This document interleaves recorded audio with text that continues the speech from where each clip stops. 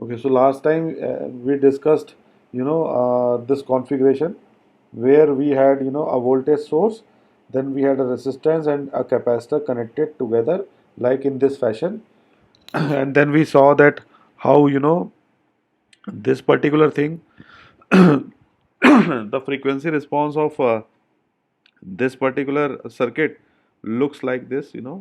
It has a gain of 1 at the lower frequency, and at higher frequency it rolls off. So in this, at this point also, this at this point is a crucial point which we call as omega 3 dB. So let us further go from here and see what more information we can get from this particular circuit. So as you can see here, I think you must be comfortable with this equation now. Like, what is this equation all about? It's a voltage gain, V out by V in, which is given by 1 over 1 plus j omega CR. So this is the voltage gain of this particular circuit, and we saw that, when your omega is 0, means at lower frequency, or maybe you can say at DC the frequency is 0. So at that point this particular transfer function becomes equal to 1. As you can see, when you put omega 0, it will go away and the only thing that is left is 1. And when omega is infinity, that means you are working at higher frequency. At that point, this particular transfer function will become 1 over infinity, which is equal to 0. So that shows that when you plot a voltage gain versus frequency omega here, then what you observe is at lower frequency, like this point, which is omega equal to 0, at this point your voltage gain is 1, and at higher frequency, which is omega equal to infinity, it is 0, as you can see here. So some way or the other your voltage gain is falling like this. So this shows that this particular circuit has a tendency of passing the lower frequencies, which are given over here, with the voltage gain of 1, and stopping the higher frequencies, which is given over here, where the voltage gain is nearly 0. So one thing to note here is there is a special point which we call as omega 3 dB. This is a special point which we will see now why we call it as 3 dB. So at this point what happens is, at this special point the voltage gain reduces by root 2. So this is a special point in the area of analog electronics, and what we call this as omega 3 dB point.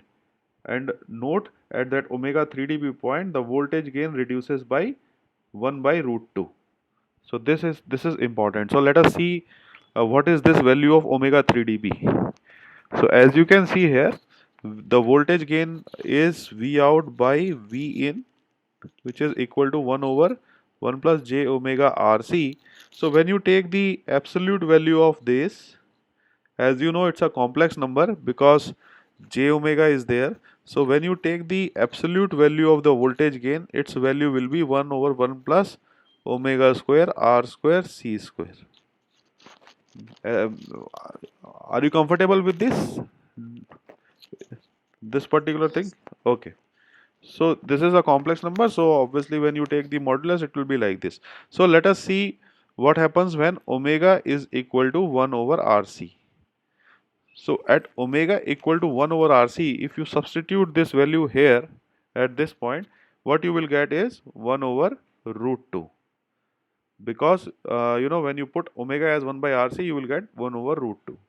And if you take 20 log of this particular expression, and if you take 20 log of this, then what you get is minus 3 dB.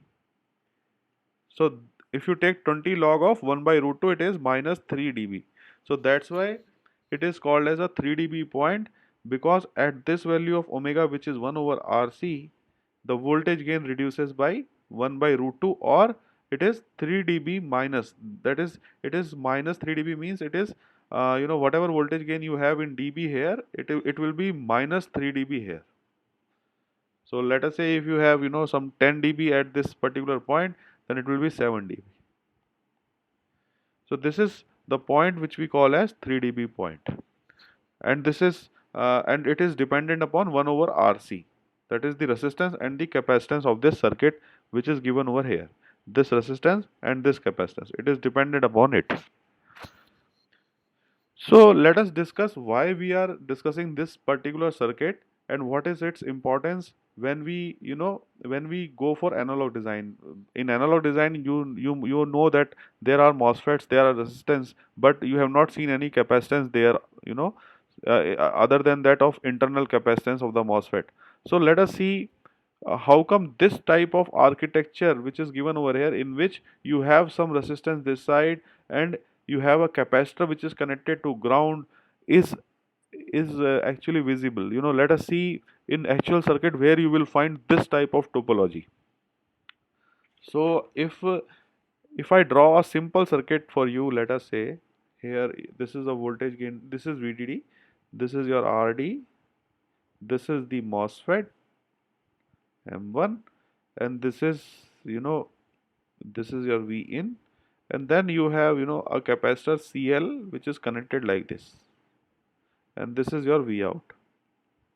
So let us try to see how come we can, how we can, draw something like this circuit, because if we can draw something like this, then we can understand that there will be definitely a voltage fall at higher frequency. So if you see this closely, one thing you will note is that CL is already connected to ground. So one part of the circuit is already completed. So if because if you see, we were analyzing this particular circuit, right? V in, V out. We were analyzing this particular circuit where capacitor is connected to ground.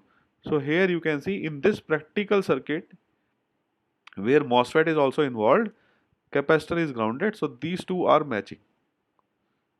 So this particular part of the circuit is over. But now we have to see how this resistance is coming, because this resistance is also important, right? So this resistance is coming when you look from this side. If you look from this side and if you calculate the R out of this particular circuit, then that R out will be the resistance of this circuit, resistance of this particular circuit. So it's very easy to calculate R out, right? You have this RD, and then you have VDD. Oh, no, then you have this MOSFET M1. You have V in. This is VDD, and then you calculate the R out by connecting a test voltage here, VT, and then IT. And what you have to do is, along with that, you have to short circuit this input voltage. So when you short circuit this input voltage, what will happen? And you assume that your lambda is 0, let us say. So if you assume your lambda is 0, and when you apply your test voltage and the test current here, and you short circuit the input, what happens is you will only left with this RD as a resistor. This RD will be the resistor. But if your lambda is not equal to 0, at that time your R out will be RD parallel RO. But if lambda is 0, then your R out will be RD. I think there must be no doubts in this. Maybe if you have, then let me know. But this R out, which is RD or RD parallel RO, is actually the resistance of this particular circuit. So now you can see why we analyzed this particular configuration here, because this actually helps us to understand why the voltage gain falls at higher frequencies. So any question here regarding this particular thing? If you have, then let me know. Otherwise, we will move forward.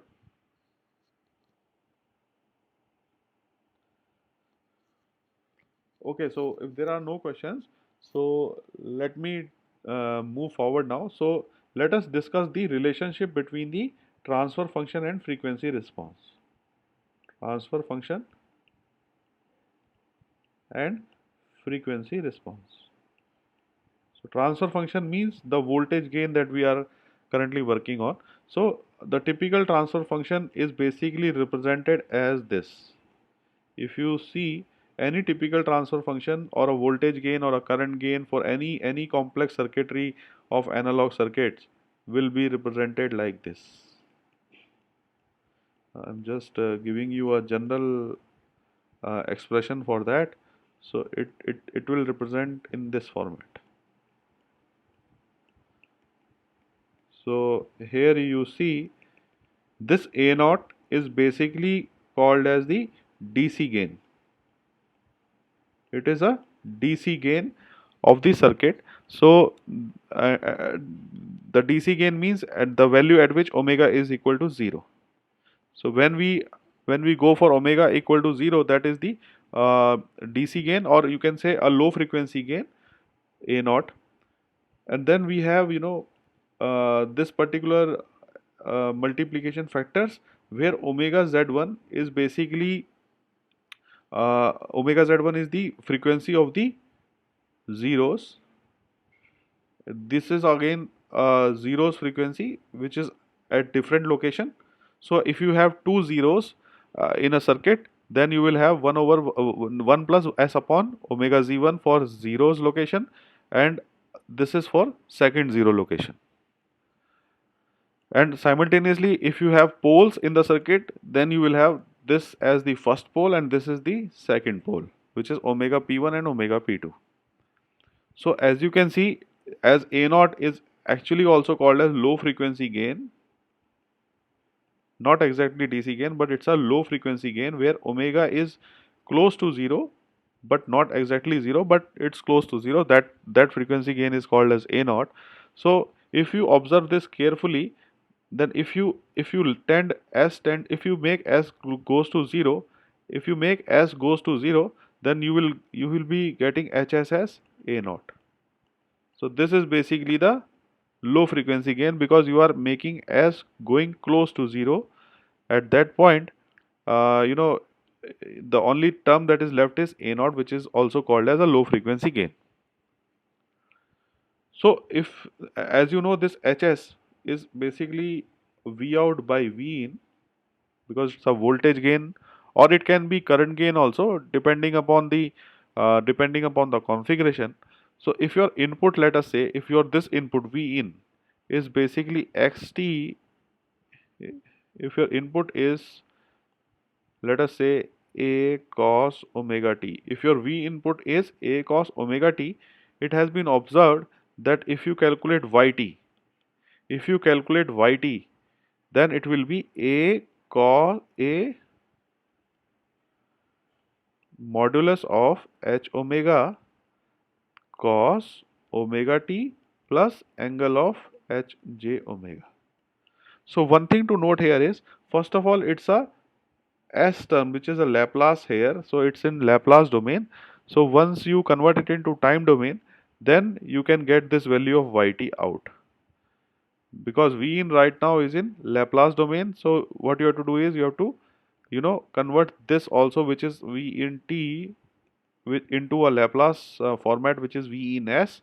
So once you have V in s, you put it here and then you cross multiply this side to get the value of V out s, and then you take inverse Laplace transform to get the yt out.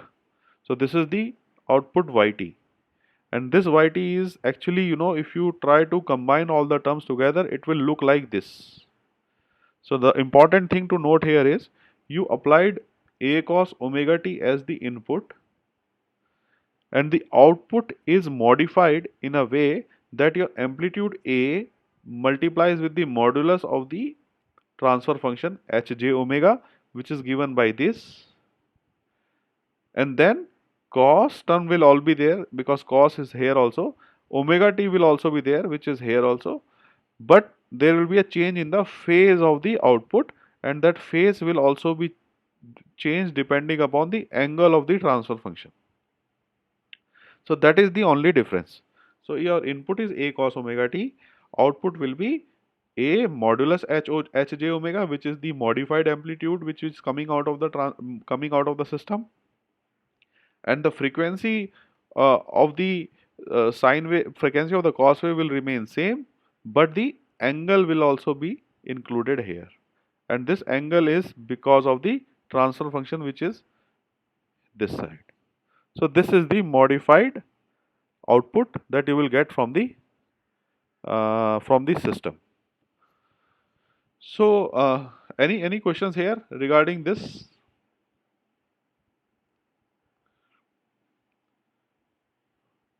Okay, so if you do not have any questions, so let us see what is the frequency response of this particular circuit. This we have already done, but just a recall of it. So if you have this V in here, RD this side, and then you have VDD this side, and you have CL here. So once you once you have this circuit, so let us try to solve this in terms of the equivalents that we know. So what we will do is we will replace this MOSFET M1 by its small signal equivalent. So it will become like this: GM1 V in. This is grounded. This I am assuming right now lambda equal to 0. So if I assume lambda equal to 0, then it will be like this: RD will be there, and the important thing is now capacitor is there, so it will be represented like this, and its impedance is given by this, and this is your V out. So now if you want to calculate the voltage gain, it's very simple. What you do is you take these two parallel and combine it into a single impedance, and then what you will get is V out is minus GM1 V in times RD parallel 1 over SCL. So this will be the voltage gain for this particular circuit. So once you have this, if you solve this uh, particular result, what you will get is you will get this answer: GMRD over SCLRD plus 1. So this is basically the voltage gain for this particular circuit.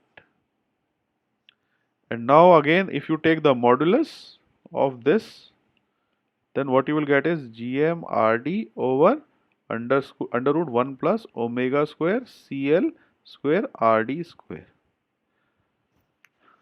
So now we can see a few observations here. One, if your omega is equal to 0 or it is tending towards 0, then the voltage gain V out by V in will be GMRD.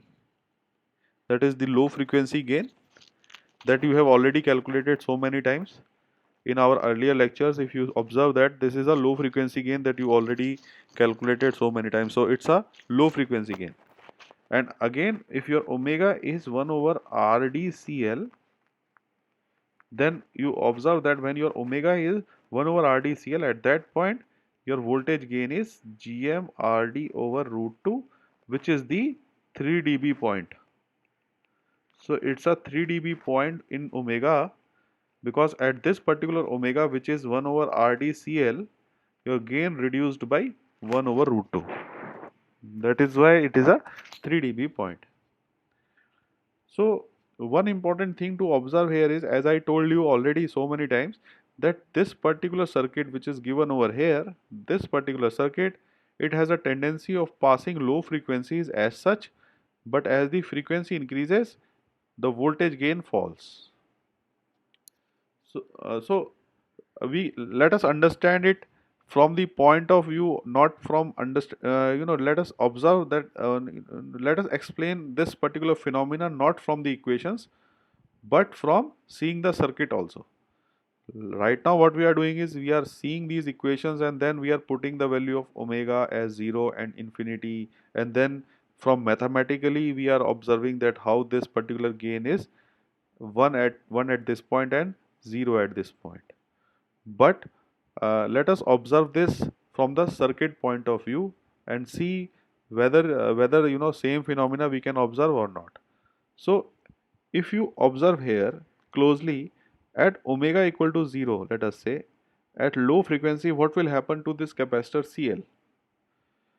Anybody can answer me this one? Like, if our omega is close to 0, what will happen to this CL? The impedance offered by this CL? Any one of you?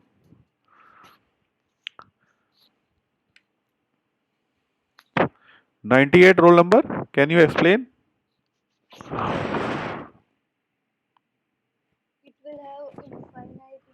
Right, right.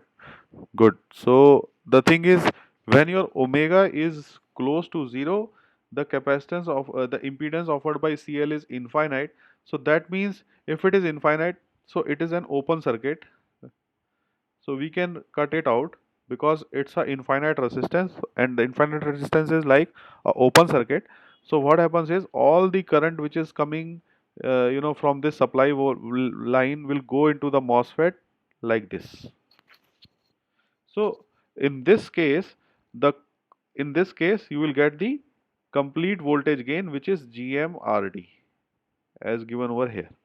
Only GMRD. But as your omega becomes, close to infinity, or you can say as your omega becomes very high, at that time you can observe that the impedance offered by the capacitance will become, somewhere comparable. It will not be infinite, it will be some way comparable. So if it is some way comparable, so we have to put it as a capacitor here. And at the extreme step, when omega is infinite, at that point the impedance offered by the capacitance is zero. So if it is zero, means it is completely short circuited, because at omega is equal to infinity, the impedance offered by the capacitance will be exactly zero. So if it is zero, so then what will happen is all the current which was earlier flowing through M1 will now flow through this circuit, because the impedance offered by this particular branch is exactly zero. So the current will flow from here and it will not go at all from the MOSFET. Why? Because MOSFET is offering a resistance, but on the parallel branch there is no resistance, so current will actually prefer to flow through the low resistance path rather than the high resistance path. So it will all the current will go like this, and there will be no current flowing through M1, and hence your gain will be zero. So that is why we are at this point here. So it's exactly gain is zero. So now you can now I think you must have understood this, like from the equation point of view, how come the gain is 1 and gain is getting 0 at high frequency, and from the circuit analysis point of view also, now you must have understood that why gain is GMRD at low frequency, but at higher frequency it is getting close to 0. Okay, so once this is done, let us discuss some more things. So what we are trying to do in this particular area, chapter, is to understand the frequency response of these, configurations which we have discussed earlier, which is common source, common gate, and common drain. And we will understand, as we increase the frequency from omega is equal to 0 to infinity, how this will change the voltage gain of this particular for a particular amplifier. So in order to understand that, we have to understand some basic theorems and understanding before going to that, before jumping to that configuration. So right now we are actually setting up the stage. Uh, so so the so so for setting up the stage, the first thing that I wanted to explain here is uh, that poles and nodes. So I wanted to explain this concept, which is poles and nodes concept, in the area of analog design. So let us discuss this. So if you have this circuit here, which is given like this, so once you have this circuit, then uh, you should be able to understand, like, once we go through several exercises, you will be able to understand that which are the dominant poles, which are the poles offered by this particular configuration. Like, you have to analyze, like, once you have this circuit, you have to analyze like which points can offer poles position. So, like, in this particular circuit we have 3 points. First point is this, second point is this, third point is this, let us say. So you have to observe yourself and see, which points in this circuit will offer the poles. So the basic idea of calculating poles for any node, these are the nodes of the circuit. So the basic idea for calculating the poles at any nodes of the circuit is basically given by this RC. So this is the way you calculate the poles omega p. So how to calculate R and C is very simple, because you know the capacitance C is basically this capacitance which is over here for this particular node, and the resistance basically is the output resistance which you will see by looking into this node which we have just calculated before. So the important thing now is, if you want to calculate the poles for the circuit, what you have to do is you have to apply this formula. So right now we know that if lambda is equal to 0, the R out means the R out which is looking from this part is equal to RD, and if lambda is not equal to 0, then your R out is equal to RD parallel RO of the MOSFET. So if this is the situation, then what happens is the pole, the omega p at node 1, at this node, omega p1 can be simply written as RC, where R is now 1 over RD CL when lambda is equal to 0, and when lambda is not equal to 0, the omega p1 will be given as RD parallel RO times CL. So, so this is basically a way of writing the pole frequencies at different nodes of the circuit. So right now there is only single node. These are not nodes because one is connected directly to the input, another one is connected to ground. So there is no node here, but here we have only single node. So that's why you have only one pole frequency, which is omega p1. So let us consider one more example and then it will be clear to you. So if you have, let us say, this circuit, which is the same circuit as we discussed, in the previous slide. This is VDD, and then now you have, you know, something like this, which is here. So this is basically RS. So right now, if you have this circuit, and if I ask you like how many poles are there in this circuit, then you should immediately tell me that there are two nodes here. First is this one, and second is this node. So okay, if these are the two nodes, they will contribute to your poles omega p1 for this node and omega p2 for second node. And if I want to calculate omega p1, I know the way we have to do is you have to calculate RC, which is RE is the R out resistance looking at this point, and the capacitance offered by this point, which is at node 1, and that value is C in. So how to calculate R out? So if you see, if you want to calculate R out here, then what you will do is you you connect V in this side, RS this side, C in is this side, right? So this is your RS. So if you want to calculate R out here, how will you calculate it?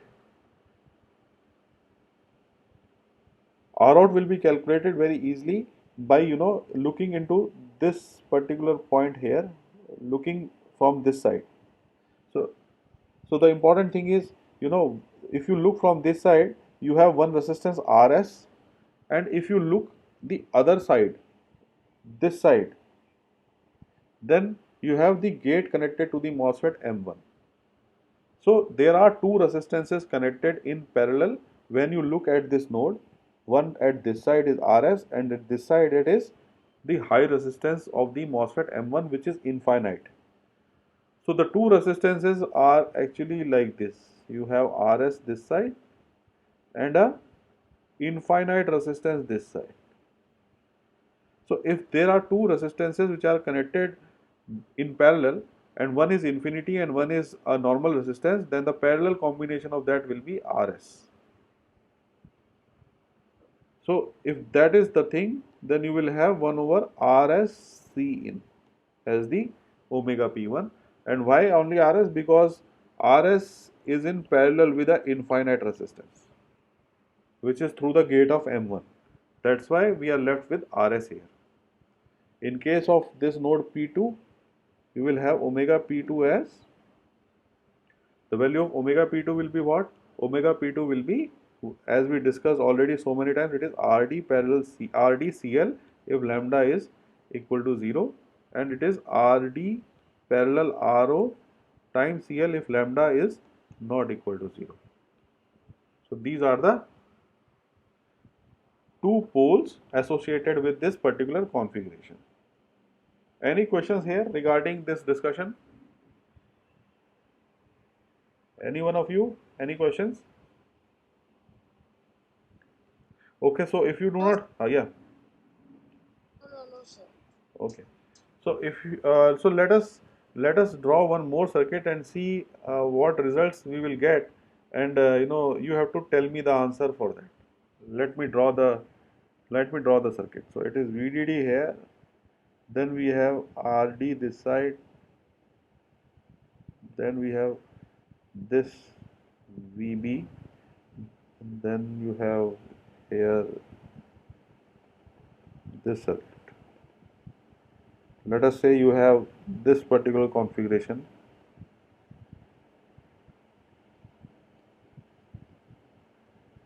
V out. This is your MOSFET M1, and I am assuming lambda is equal to 0 here. So can you tell me how many nodes, at how many nodes we will have poles here? Any one of you can answer me this, like at how many nodes we will have poles here? Two nodes. Which one are they? At V1 RS, first node is, Okay, this one you are saying? yep, yes, Okay, sir. and second one is this, And right? yes, Okay, so now tell me how to calculate the omega. So let us say this is node 1, this is node 2. Let me know what will be the value of omega p1 here.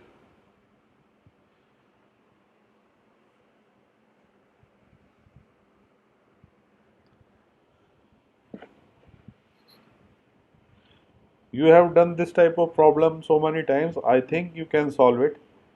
Let me know what will be the value of omega p1 and omega p2. Without calculating also you can tell.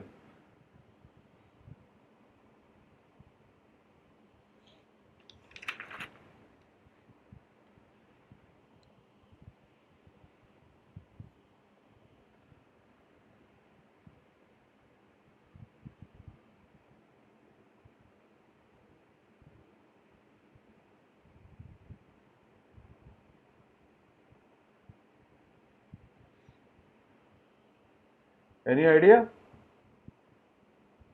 Roll number 1242.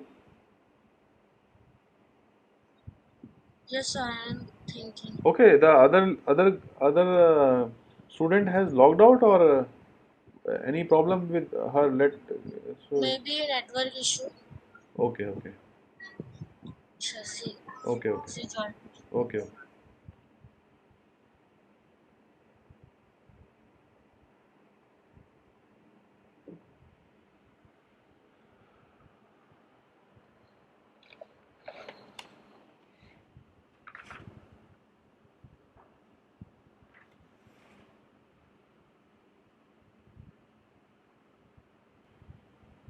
Okay, so if you see here in this particular circuit which we had just discussed, what you observed is at node 1 what you are doing, you are actually looking at two parts.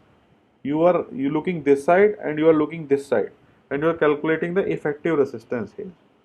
So here also you have to do the same thing. At node 1 you have to look this side and you have to look this side. So if you look at both the sides, then you take the parallel of that combination. So if you take this side, what is the value of the resistance? The value of the resistance is Rs. If you look at this side, what is the value of the resistance? Who will tell me? Because this we have discussed so many times. What will be the resistance? 1242, can you tell me the resistance? 1/GM.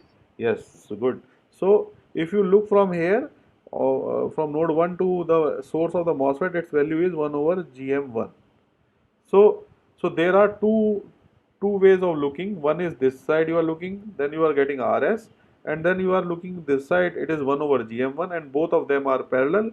So that's why you write it as RS over 1 over GM1 times C in. This is the resistance that you have here at this particular node 1. So this is the first pole that you have, omega P1. What is the second pole? You already know. It is 1 over Rd times Cl if lambda is equal to 0. And if lambda is not equal to 0, its value will be Rd parallel Ro times. No, that one will be different now because the configuration is changed. We cannot write Ro here. It will be different. Then you have to evaluate it. You have to evaluate it by calculating the R out from this side, and you have to see what that value will be, and whatever that value will be, that will come out this side, parallel Rd times Cl for lambda not equal to 0 in that case. So these are the two frequencies that you have, and once you have these two frequencies, then you can actually write the transfer function, and that transfer function will be Av equal to the DC gain that you have divided by 1 plus S over omega P1, 1 plus S over omega P2. Omega P1 is this one and omega P2 is this one. And this A naught you can calculate by using the techniques that we had discussed in our last chapter, where we used to calculate the voltage gain of this amplifier. You have to remove all the C in and CL, and then you calculate the voltage gain of this configuration, which is this one, like this, V in, and then you have RD here, and then you have VDD, and then you have V out this side. So this type of configuration you have already studied so many times. So whatever value of that V out by V in you will get, you can substitute it here to get the total voltage gain AV, which is now dependent upon S. So this voltage gain is actually dependent upon S, but this voltage gain was not dependent upon S, which we used to calculate earlier. In our last chapter, it was not dependent upon S, but this one is dependent upon S, because in the denominator you have 1 over S plus omega P1 and 1 plus S over omega P2. So this is basically the concept of identifying the nodes and the corresponding poles, so that you can write the transfer function of the any complex circuitry straight away. So this is the way of doing it. Okay, so once we are done with this, so let us discuss one more important thing. So let us say you have something like this, one here, then you have V in,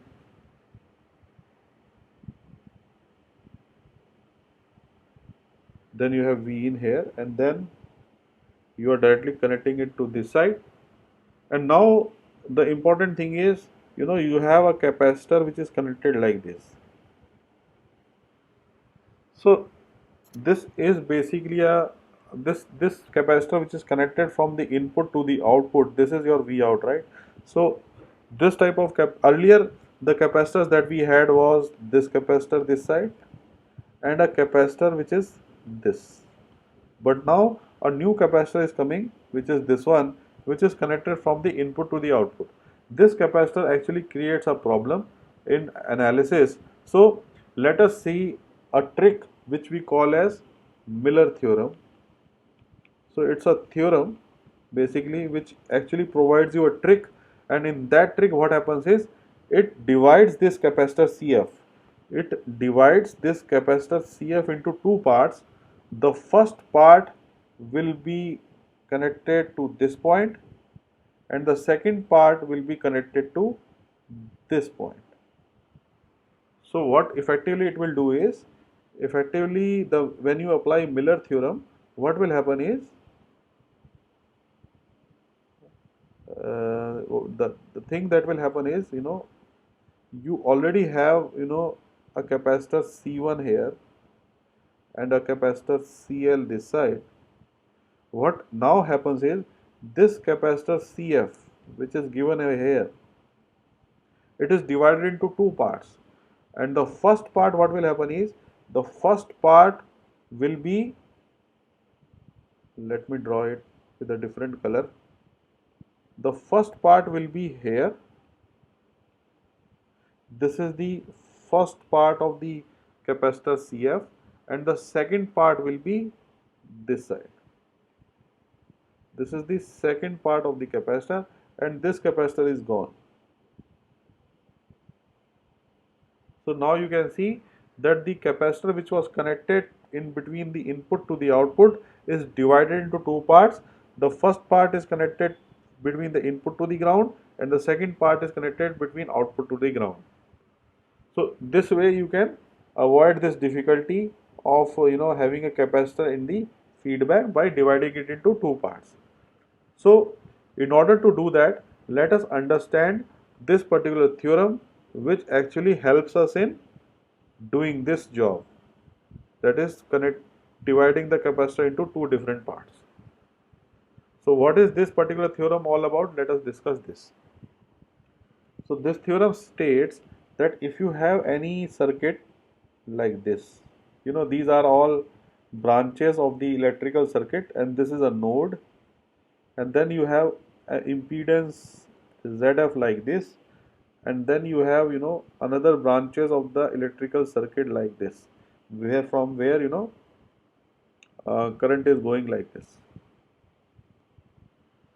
So this is the circuit that you have, and what you want to do is, you want to create its equivalent circuit which looks like this.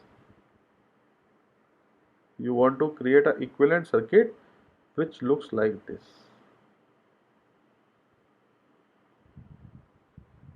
This is basically called as, this is Z1, and then you have another equivalent circuit like this, and this has Z2 this side, and this is your so what we want is, we want to let me remove this here. So it looks like this. So what we want is, we want to convert this ZF. We want to convert this ZF into two parts. One is this one, and another one is this one. And you observe that ZF is connected between these two nodes. And now the other two, which are Z1 and Z2, has only one node here, and the other one is connected to ground. So we want to convert this topology on the left to the right topology on the given on the right. So how will you do this? You can do it very easily, because you observe one thing, that this particular ZF on the left side is actually drawing the current like this from this particular node. So if it is drawing the current, let us call these points as V1 and V2, the nodes here and here. So if it is drawing the current, this particular ZF is drawing the current out of the node V1, then we can write as V1 minus V2 divided by ZF, as the current flowing like this, because it is drawing the current. So it can be represented like this. The current flowing can be represented like this. And what we want is, we want this current that is drawn from this node 1 to be equal to the current drawn from this node 1. This is your node 1. So we want this current I2 to be equal to this current I1. So if we want to make these two currents equal, then how will you make it? I2 is given by V1 divided by Z1, because this is also V1 here, and this is your V2, this particular point. So now if you solve this particular equation, it's very easy. what you do is you want to calculate the value of z1 here, right? So you want to calculate the value of z1, so you cross multiply all the terms, then what you will get is z1 as zf divided by 1 minus v2 divided by v1. You just do a cross multiplication of these terms and you will get the answer. You want to calculate z1, so z1 is given by this, which is equal to zf divided by 1 minus v2 by v1. And one thing to note is that what is v2 by v1? V2 by v1 is the voltage gain that you always calculate. So this is your voltage gain here, that is v2 by v1. Now you look at this part, the second part. The second part is you are having a current which is going like this, right? In this particular node V2. So again you will write for this particular circuit here, the current is V1 minus V2 divided by ZF, same thing. But now what happens is, you see here, this current is going into the node. Earlier the current was coming out of the node, but in this particular circuit it is going into the node. So in this circuit the direction of the current will be like this, because it is going into the node. So if it is going into the node, the potential that it will create is plus minus, because it is going into the node. So the sign, so the current now I3, if you want to make this I3 equal to this I1, which is, this is the same current which is this one, but now it is going into the node. So I3 is also going into the node. We want to make these two currents equal. So I3 will be equal to minus V2 divided by Z2, because the potential difference, because the current is going from here to here. That is why it is like this. So once you have this, then what you can do is you cross multiply the terms, and then you will get Z2 as minus ZF, or you can say, if you solve this, then what you will get is, you will get Z2 as ZF over 1 minus 1 over AV. So this is the expression that you will get for Z2 when you solve for this equation. So now you can see that how we have, converted a floating resistor. This is called as a floating resistor because it is connected between the two nodes V1 and V2. How we have, divided this resistance into two different resistances, Z1 and Z2, or impedances Z1 and Z2, where Z1 is given as this and Z2 is given as this. So any questions here regarding this 12421198? If you are, if there are any doubts, let me know. No, sir. Okay, so if there are no doubts, so this is basically called as Miller theorem, where you divide the floating resistors into two different impedances which are connected to ground. So let us apply this concept and see what we can understand from it. So let us say if you have an amplifier here which has a gain of minus A, and if you have, V in and V out coming out of this amplifier, and you have a feedback capacitor which is connected like this between the input and the output, then if you want to calculate, now what we want is, we apply Miller theorem here. So in Miller theorem, what we do is, we divide this capacitor into two parts. The first part one is this one, the second is this, C1 and C2, and then you have V in and then you have V out. So C1 will be given as, if you remember that what was Z1? Z1 was ZF divided by 1 minus AV. So this means when you calculate C1 capacitance, when you calculate the Z1 here at this point, it will be 1 over SCF divided by 1 minus of, because this gain is minus, so minus of minus A. So it will be 1 over 1 plus A times SCF. So this is the impedance at node 1. This is Z1 actually, and this is Z2.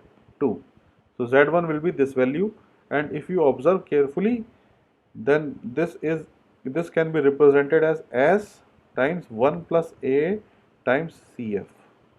So you can see now how the capacitance, which is CF here in the feedback, is amplified. So the value of this capacitance now becomes amplified, and its value will be 1 plus A times CF.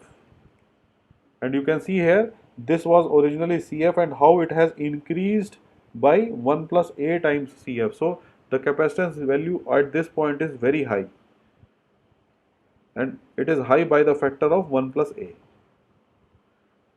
And if you want to calculate Z2, what is Z2? Z2 is ZF over 1 minus 1 over A. So if you solve this, then what you get is, you will get answer as this is 1 over SCF, then you have 1 plus 1 over A naught, or A you can say, because you have minus of minus A. So if you further simplify this, what you get is, it is Z2 is equal to 1 over 1 plus 1 over A times CF. So the new capacitance will be 1 plus 1 over A times CF. And one thing to note is, normally A is very greater than 1. So if A is larger than 1, much higher than 1, because this is the voltage gain of the amplifier, which is larger than 1. So this particular thing will be close to CF. Whereas this particular thing will be A times CF, this particular capacitor. So if A is, let us say 100, so it will become 100 times CF, but the Z2 will remain CF.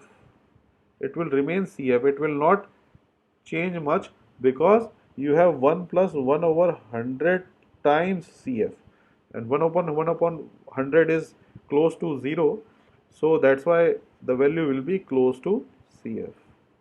So this capacitance will be CF. So what it means now is, if your feedback capacitor is there, if you want to divide it into two parts, the input part will be expanded.